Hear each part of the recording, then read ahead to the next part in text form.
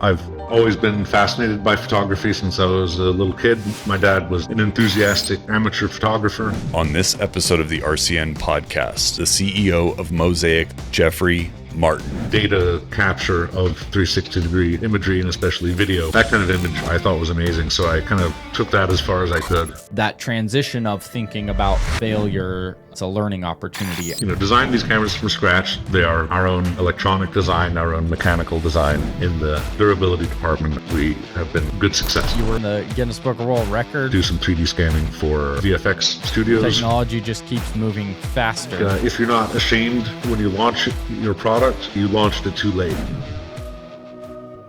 I think without the kind and loving support of my wife, it would have been impossible.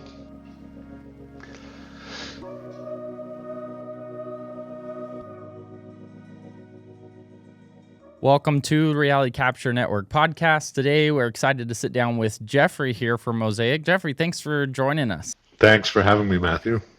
Let's start with, where are you joining us from right now? I am in Prague, in the Czech Republic. That's awesome. Well, I'm excited to hear a little bit about your background and journey. I know you've done some fun things throughout your career. Take us back to the beginning. What did you first step into? Okay, well, I guess my background starts with photography. I've always been fascinated by photography since I was a little kid. My dad was an enthusiastic amateur photographer. He had a SLR camera. So did my grandfather on my mother's side. So I guess I come from a family of people who have enjoyed photography, and it's always been around me. I got my first kind of old-fashioned SLR camera when I was in college. And I took my first photography class it was in between semesters in my college. There was 1 month between the two semesters where you could do some kind of special project somewhere or some kind of workshop. So there was a program at Ghost Ranch in Abiquiu, New Mexico, which is where Georgia O'Keeffe stayed for a while and made some of her famous paintings. And I took a black and white landscape photography course, which included learning how the camera works and developing the negatives and making black and white prints in a darkroom. And after that, I was, I think, almost always with the camera, taking pictures all the time.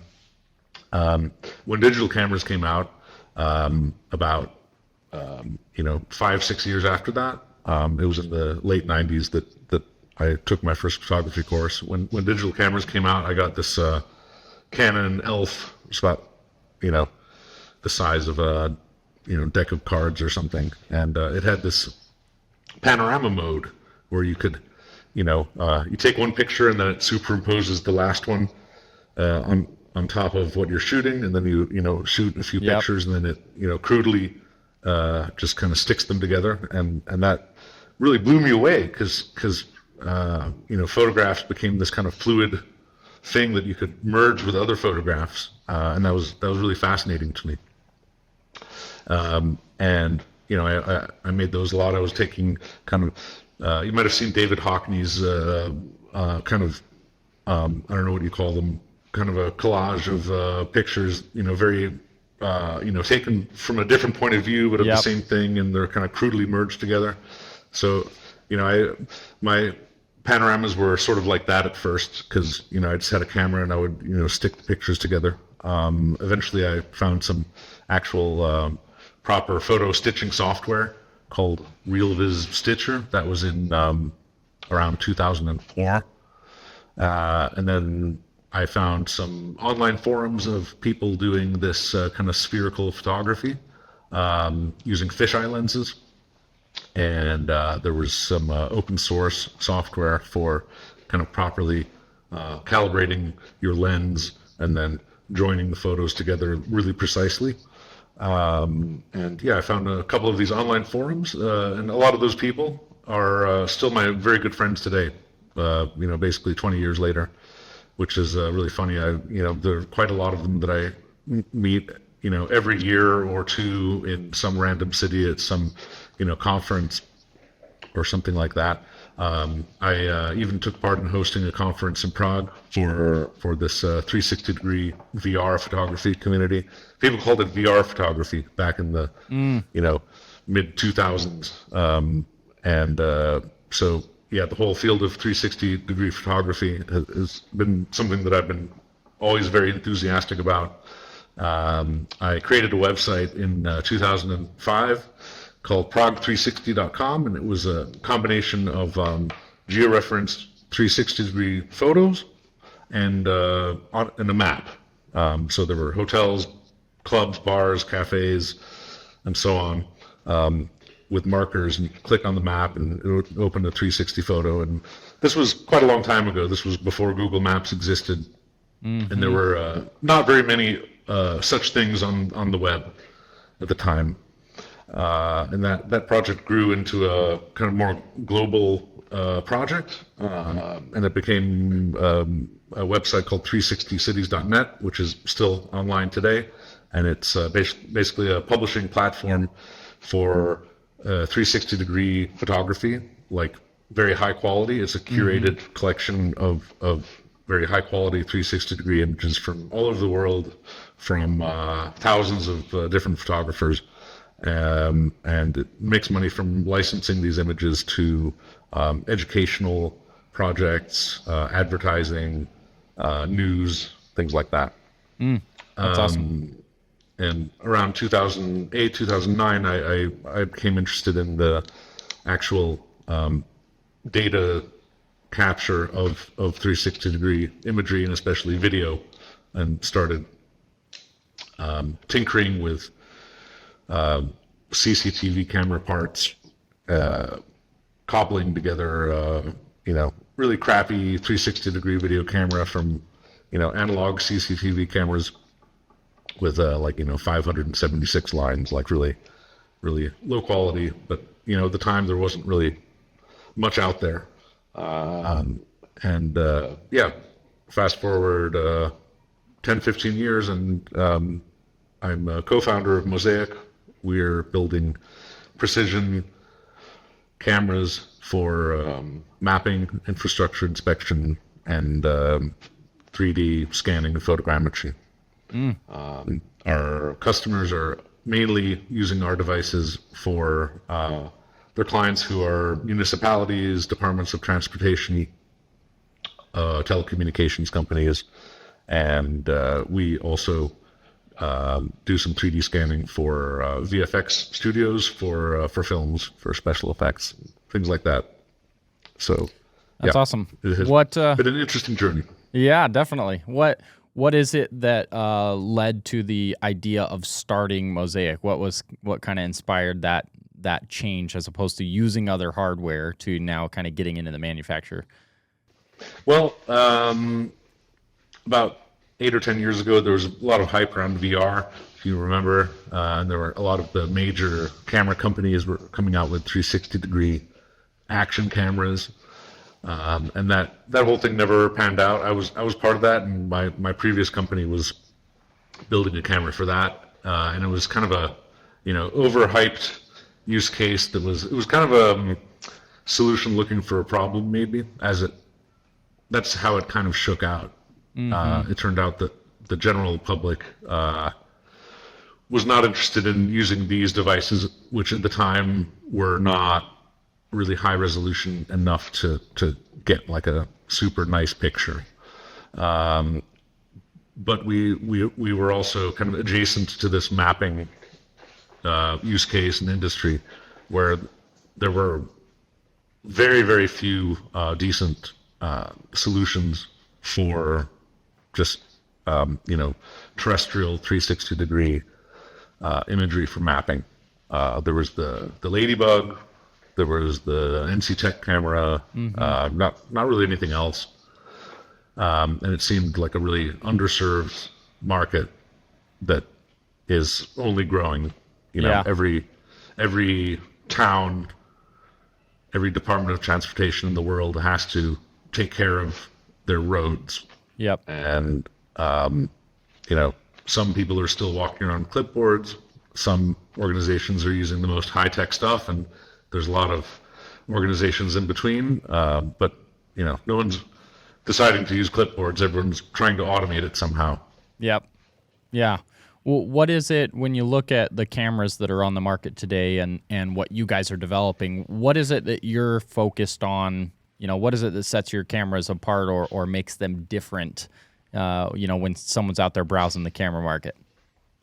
So I think usability, durability, precision, and connectivity. So I'll go through these one by one. So we try to make our cameras really easy to use and as idiot-proof as possible. So it's the connectors are easy to connect. The web UI is pretty easy to understand. There aren't too many ways you can go wrong. And it generally takes, we've been told by our customers, less than an hour for someone to be trained so that they're, comfortable using the device. Then durability. So we've designed these cameras from scratch. They are our own electronic design, our own mechanical design, and we've designed it very carefully to be able to withstand rough usage. And having a camera on a car on a bumpy road for 8 hours a day is a completely different use case than what like the Insta360 Pro is designed for, which is it's more of a cinematic VR camera made to be put on a tripod, and for that it works really well. But if it's on top of a car, something might break, the connectors might come disconnected, the lenses are very, very vulnerable, and so on. So we were trying to build the best tool for the job in terms of the physical durability. And again, we have customers in many countries with roads that are not so smooth, such as I don't want to knock anyone's roads, but Sure. India, Jordan, Colombia, places that are hot and humid, Philippines, and we do not have customers who send our cameras back because they stopped working or because they're overheating. Not at all. So in the durability department, I think we have been a good success. The third thing is accuracy. So we, of course, our devices are cameras, but they also have to be positioned correctly in space, in the world. And just, sticking a GPS device and sticking some $20 antenna on the car will not give you the best results. And in that case, you'll have an accuracy of maybe a few meters, 2 meters in the very best case. So we have our own solution, and we have a couple of third-party integrations which allow centimeter level accuracy of the camera position, which obviously when people are mapping, they want their map to be as accurate as possible. And then a little bit related to that is the connectivity. So we have taken a lot of time and resources to integrate our device with other devices on the market. So we have integrated our camera with Regal, who are, as you know, among the very best LiDAR laser scanners in the world, with MLID, the GNSS device, with the fixed position XVN, which is another positioning device. And we have customers who are using Trimble and Leica hexagon devices, to which we're also able to connect our device. Connecting these devices together requires a very tight synchronization of the timestamps to make sure that the timestamps from the photos and from the GNSS are as accurate as possible, so that the images can be merged with the point clouds. So any slack there and the results are bad. And working with somebody like Regal, who are definitely very demanding and definitely demand some extreme levels of precision, I would say that we've done a decent job with that as well. That's great. And for those who maybe don't know some of that process but would be interested, what is the process of integrating your guys' camera with a sensor like that? Are you taking and doing the process of colorization of data, using your images and their data, or are your images going into their software to colorize, or what does that workflow look like? So in the case of Regal, they are integrating our complete device into their workflow in the car. So they have their app in the car for controlling their device, and via our REST API in the camera, they're able to connect to the camera and to have all the monitoring, configuration, and commands and so on. Additionally, the actual timestamps of the images have to be correct to within some number of microseconds. And also they want to be able to trigger the camera at a specific time. So our auxiliary port accepts trigger pulses from an external device in order to get an image when that device wants it. And we can have triggers going the other way as well. Our camera can trigger another device, even another camera, for example, if you wanted to connect it somehow via our RS-232 port. You started in photography more as a hobby early on, and now it's your full-on focus for business. Have you kept the same love of photography, or has switching from hobby to it being your work? Have you lost anything there, or how do you feel about the focus? Yeah, it kind of cuts both ways for sure. But I have remained an enthusiastic photographer. These days, I'm mainly making like family photos and stuff, but occasionally I'll, make a 360 photo with my phone or with my little Ricoh Theta Z1 camera, or record something with my GoPro. I also occasionally still make gigapixel images using SLR camera and a very, very long lens, and combine a few thousand images into a gigantic picture. Yeah, I did hear about some of those. I'd love for you to share a story of one of your favorite times doing that. I know you were even in the Guinness Book of World Record for some of your work. Like, tell us a story on that piece. Sure. So yeah, this was part of my journey about discovering how you can just connect photos together, somewhat seamlessly. So rather than making a 360-degree photo with 6 images, like you do with a wide-angle camera, you can use like a really, really long lens and take a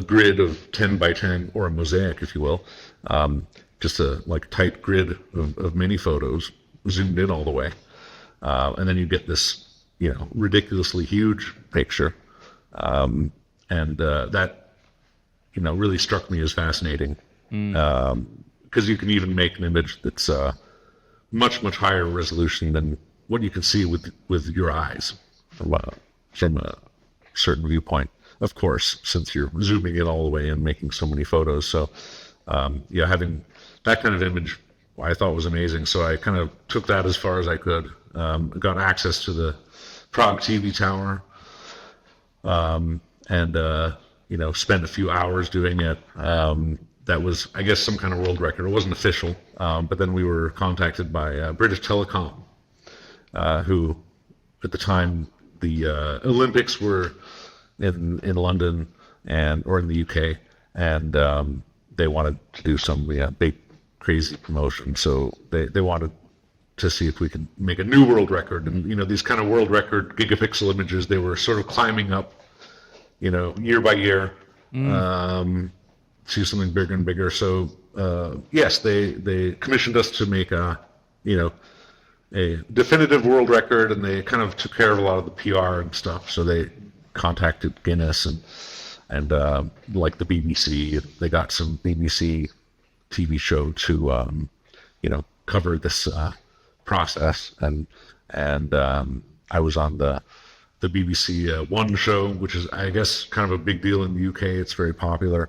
I don't live there, so I didn't fully appreciate what a big deal it was, but it was definitely quite a hoot doing this kind of publicity tour for this huge picture, which turned out to be 320 gigapixels. It was made from 52,640 images.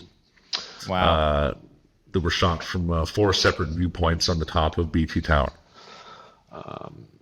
over the course of 3 days, although the data set that we stitched together was shot over 90 minutes. Wow. The cameras were mounted on these robots that moved very quickly and, scanned, line by line, shooting images. So That's very cool. And then I did that in a few other cities as well. And you can see all this stuff on my personal website. They're all there. Awesome. That's pretty fun. It is cool seeing the growth from someone's personal interest in diving into photography continue to just build, and that be really what led to where you guys are today as a company, taking something like that you enjoy and finding a problem that exists maybe in an industry or in a market and trying to solve some of those problems. I would love to hear, just as a founder and someone building a company, just advice for some of those that are out there that are maybe trying to do a similar journey. That's something that seems pretty daunting, right? To undertake, this imagining of, hey, we're going to build our own cameras and so many things that go into that. What was some of the beginning journey like, starting the company? Some of the roadblocks maybe that had come up, or how you navigated, your early days in the company. I think without the kind and loving support of my wife, it would have been impossible. It helps to have somebody around you that kind of helps you believe in yourself sometimes, because it is always a lot of ups and downs. I think overall, like, it's one thing to come up with an idea, a valid idea, but to build it and ship it and make money and have a functioning organization around it is an unbelievable task, and you need the core of the team has to be good and get along well. But no matter what, I think you have to be on the level of being delusional in order to kind of push through when times get tough, and you just have to not quit. And it sounds so cheesy, but like the only I think I read in an essay by Paul Graham that Paul Graham used to run Y Combinator, which is this massive startup factory, but he said most startups fail not because of any outside forces or because of competition, but they fall apart.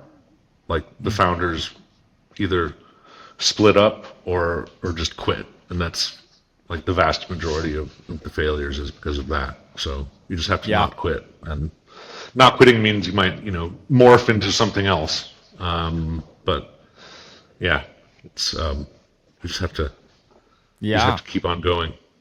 Yeah. No, it is. Sometimes it seems like, the advice you get from people starting businesses or growing it seems so simple, but then it's the execution of that that is difficult at times. That transition of thinking about failure not being a failure, right? It's a learning opportunity. I imagine building hardware, there are many times things didn't work. You're in the process of developing prototypes and you're trying to build, and it's like you have to go through so many iterations or changes, and really taking that to the rest of your business of like, you always have to just have forward momentum, and not quitting. It sounds simple, but doing it. And you're right, with hardware, it's especially painful. And if when you're actually doing that part, like the electrical design and the mechanical design, and you make a mistake, and then it's another week or two to do the next thing, and shipping something to a customer is, you can't like just push an update. Like it has to work before you send it, and there's no going back. So yeah, it is especially severe for sure. Yeah. But I think we've taken care of that part. At least we've gotten over the massively risky, painful part of conceiving, prototyping, iterating, and then shipping something that is stable and mature. And now we have a couple of stable, mature products that we know they work. They're not perfect. We're still improving them in certain ways, especially in the actual firmware, of course, like any such complex device. Yep. But yeah, we're over that very, very difficult first hurdle, and now we're spending more time with integrations to partner products and kind of branching out in the industry in other ways with these products. Yeah, that's great. I'd love to hear some of your thoughts on where we're at and maybe where we're going, and some of your guys' role in, there's the hype words, right, of digital twins, and there's some of these ideas of metaverse, and there's immersive environments, and there's, digitizing physical spaces. What's some of your vision for the future and some of these technologies, where we're headed with them? Well, in the geospatial industry, I see what has been happening over the past 10 or 15 years, and the high-end devices are these things that cost $500,000 or more. These very high-end laser scanners made by Leica, Regal, ZNF.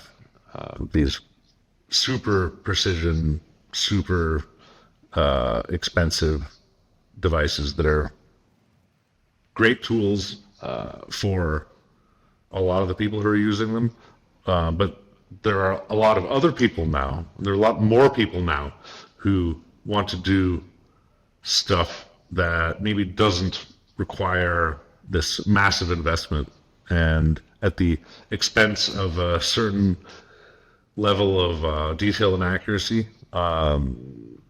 you can get 10 times better data for what you actually need it for using a different kind of system. So what I mean concretely is we're trying to do with our cameras and our sensors and sensor fusion, we're trying to create a certain level of detail in 3D photogrammetry models that previously was only possible using these $500,000, $1 million laser scanners. Yeah. And I think as time goes on,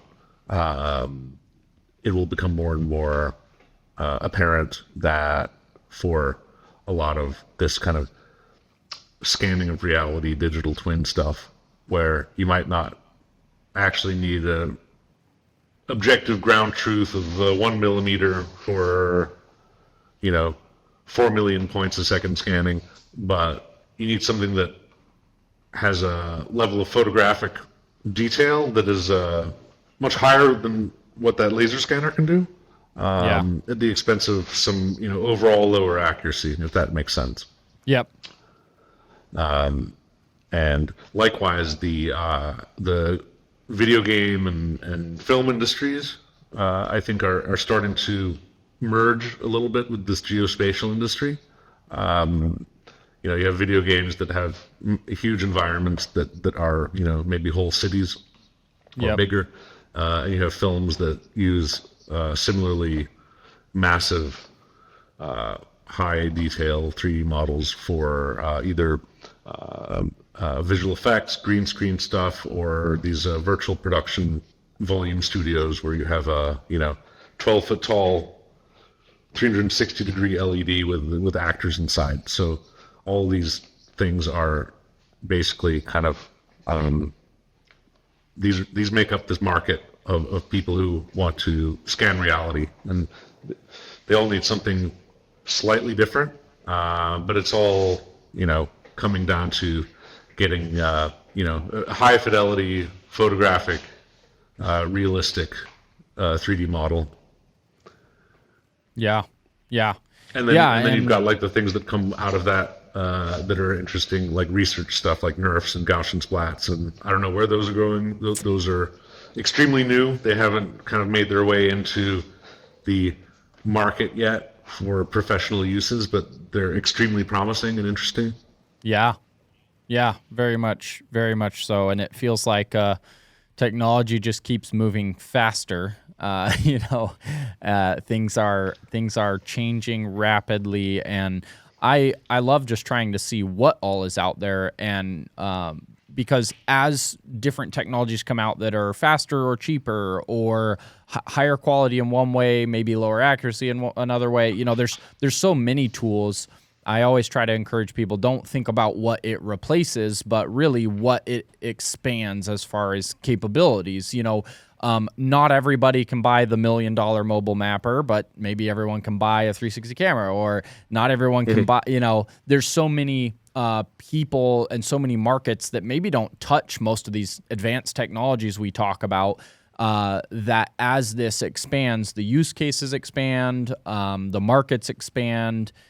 So it is an exciting time, because I think that we have so many industries that have hardly touched these tools. That's why I believe that all of them, everything that falls within reality capture, from cameras and LiDAR and drones, and I think there's so much growth ahead still.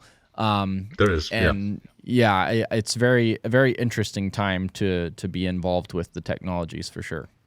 Yeah, it is. We didn't even get into like all the construction and industrial inspection stuff and all the indoor scanning.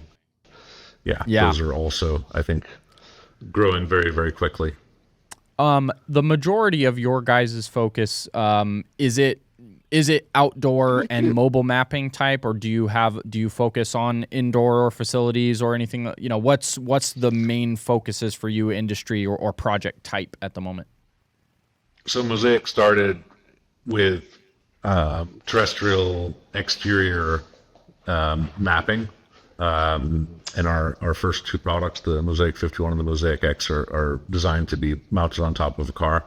But our new product, the Mosaic Explorer, is a backpack profile. So it gives you entirely hands-free usage, and it lets you go inside. You can climb ladders with it. You can ride a bike or be on a scooter or whatever. So we're definitely getting a lot of interest with this device from other kinds of folks who aren't doing mapping on the street. People doing construction, people doing movie stuff, people who want to scan data centers, warehouses, industrial facilities, things like that. Yeah. Okay, great. So that's more of an area you're exploring more than has historically been your kind of core focus. Yeah, and as a startup, you definitely want to focus on one thing at a time. So we focused on the geospatial industry, like the surveying type industry, and the kind of new chapter with our backpack Mosaic Explorer device is definitely.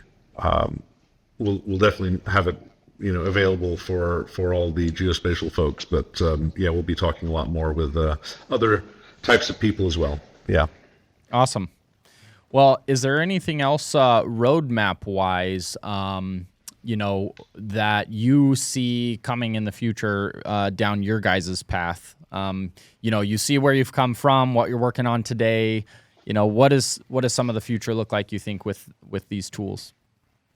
So I think we are, we're constantly experimenting with and integrating other types of sensors as our customers kind of request, and we'll definitely be doing more kind of first-party integration of sensors to allow people to have like a more out-of-the-box, easy, convenient experience. And besides cameras, most of our customers are capturing some other kind of data as well. I mean, everyone's capturing GNSS data, and then LiDAR, of course. So being able to provide a bunch of these sensors already integrated and already working and controllable with a single interface is not a small thing, because doing this system integration yourself can be hard. It can be a little bit fragile, and just kind of many points of failure. So having a properly integrated system is I think something that it's maybe our most frequently requested kind of thing. People just want to be able to use all their devices together more easily. So you can expect more of that from us. That's for awesome. Sure.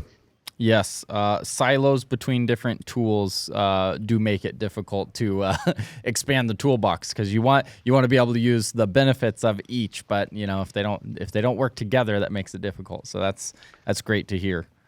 Yeah, exactly.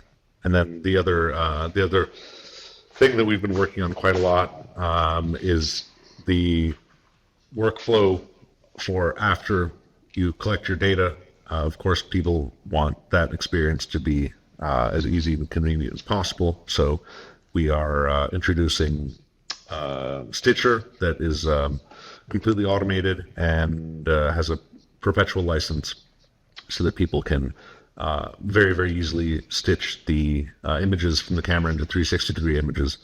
We're also building a 3D reconstruction tool, which combines the GNSS data with the image data on a map and allows you to select data sets by region, and then to prepare the data for the 3D reconstruction process, which includes removal of certain problematic objects like cars, people, clouds, and to prepare the data set with the correct optical calibration so that the photogrammetry process is as stable and as efficient as possible.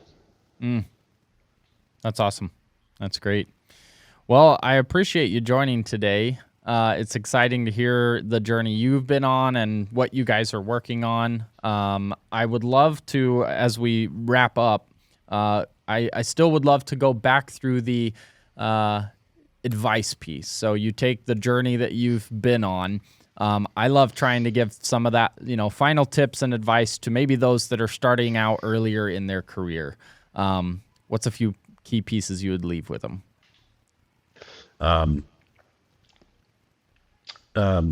Ship it as quickly as you can. And there's the one cliche, like if you're not ashamed when you launch your product, you launched it too late. Like you really need to launch something, and it'll be embarrassing and it won't be completely finished or perfect, but there will be people who there should be people who want to give you money for it anyway. And you should take their money and listen to them, and then iterate. And that's really and I definitely made this mistake a number of times for sure. And you just need customer feedback as soon as you can, even with a half-baked product. You need to be honest about it. You don't want to, say that it's fully baked when it's not. You need to, be realistic with people. And these people, these early adopters, they can be your biggest advocates, your biggest supporters, your biggest fans. If they're willing to pay for your product even when it's not totally 100% cooked, then they're on your side already. So take care of them, and that's, I would say, the big thing. That's awesome. No, that's a great one. Well, I appreciate you joining, leaving that with us, and we look forward to continuing to follow you and the Mosaic team as you guys build forward. Thanks, Matthew. It was great to talk to you. All right, you as well. Thank you, and thanks you guys for listening. We'll catch you again on the next episode.